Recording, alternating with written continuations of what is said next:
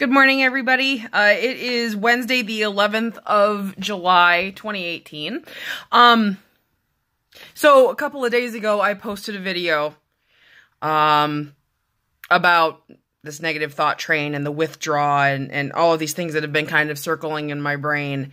It's let up a little bit. It usually does. I have spent the last couple of days, playing video games and meditating and doing all of the things that I need to do to kind of spin myself back up into a positive direction, talking to the people who I love talking to, the things that make me feel more like myself, I guess is the best way of putting it.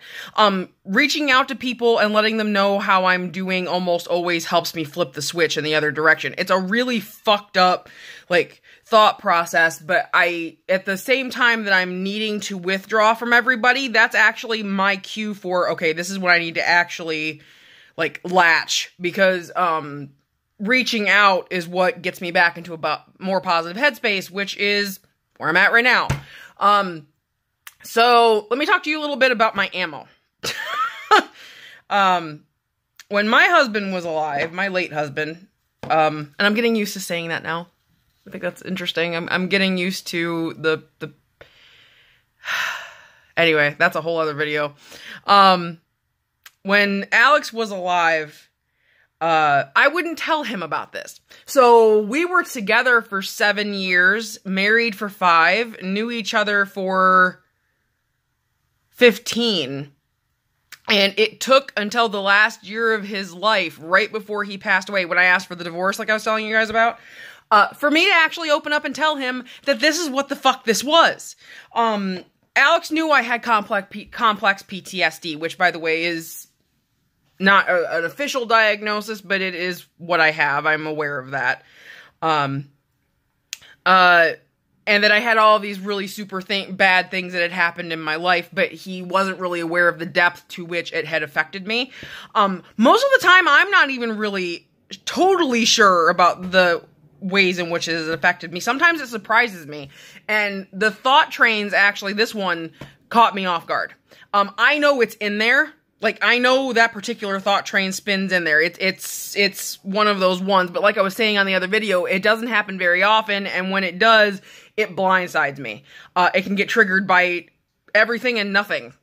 And actually, that particular thought train with the being burdensome and the being,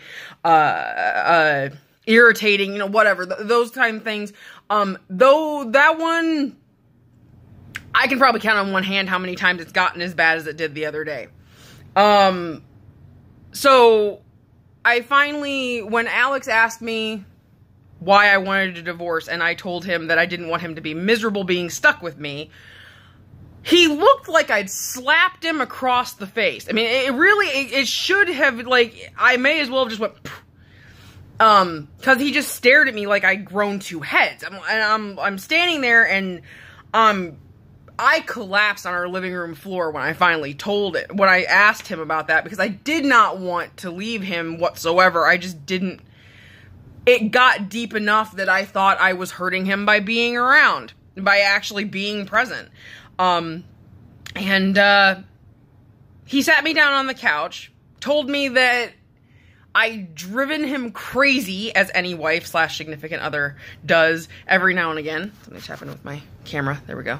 But that I never made him miserable, and that he was never unhappy, because Alex was one of those people that if he was unhappy, I probably would have been told long in advance.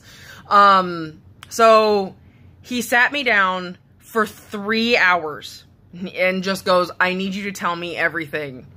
What's going on. Tell me what's going on in your head. And it took 3 hours for me to sort through, my cats have discovered a bag, all of the super negative shit that sometimes swirls in my mind. And he goes, 3 hours later, he's sitting there staring at me, and he goes, all right, here's what we're gonna do. Because I have other ways of processing this. One of the things I learned a long time ago was to press a fake tape in the center of my head and just go, stop. That helps. That's actually a really cool one on the lesser thought trains, on the ones that don't stick very hard and the ones that don't hurt as much. They don't work so much on the ones that just happened the other day, but I can get myself to stop momentarily. But Alex goes, here's what we're going to do. I'm going to give you ammo. And I went, ammo? And he goes, yes, I'm going to speak to you in terms you understand. I'm a first-person shooter gamer. So he goes, he picked it apart for me. He's like, no, that's, every time I would say something like I was a terrible daughter, I'm a terrible friend, I was a terrible girlfriend, I'm a terrible wife, I'm terrible at my job, blah, blah. He would start pointing out, he sat there for an additional 3 hours just going, nope, that's not true. Here's the evidence to prove that's not true. Alex was a scientist. This was really easy for him. If he could have, I think he'd have made me a PowerPoint presentation just to go over this. He's like, nope, that's not true. It's like, you're not terrible at your job. Look at all of this stuff that's been going on. I was gearing up for lots of different stuff before he passed away. I'd been getting lots of accolades. We'd gotten the return on investment for Washington State was through the roof before I became a supervisor. I'm not a terrible wife. That one was a big one. And I wasn't a terrible girlfriend. I don't know why I ever got that stuck in my head. I'm fucking amazing as a goddamn significant other. Partner, whatever. I mean, when people choose to keep me in their, I don't know, it's weird. I know that for a fact that I'm one of those people where guys are like, girls like that don't exist, and I'm like, I'm sorry, I exist, it's just that I'm fat and you don't want that. That's not my fucking problem.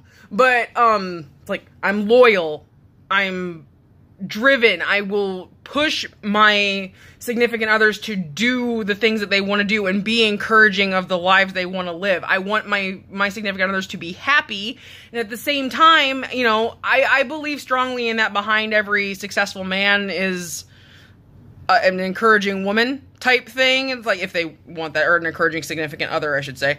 So I knew I rocked that, but Alex pulled that one apart, like, no fucking tomorrow. I mean, I was in that hospital room every fucking day for a month solid, sleeping on one of the most uncomfortable beds you could ever possibly, like, it was a chair that pulled out into a bed. Never once complained. I advocated for him. I took people on. I took on all of the things I needed to take on to make sure he was getting the appropriate care, to make sure that he wasn't, uncomfortable. And I remember him telling me during that time that I was the only thing keeping him sane.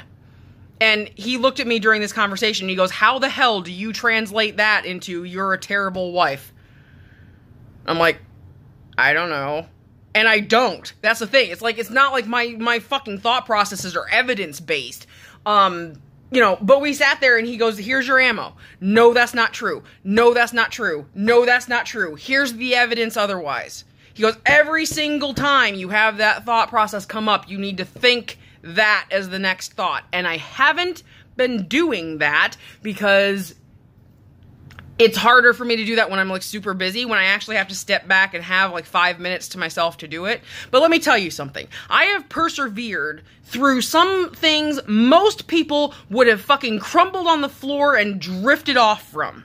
My mind has been through, I'm almost 33 years old, and don't get me wrong, a lot of people go through trauma, do not get me wrong, and I applaud people who get through these really terrible things in their lives, and I aspire to be like that, and I am inspired by those stories.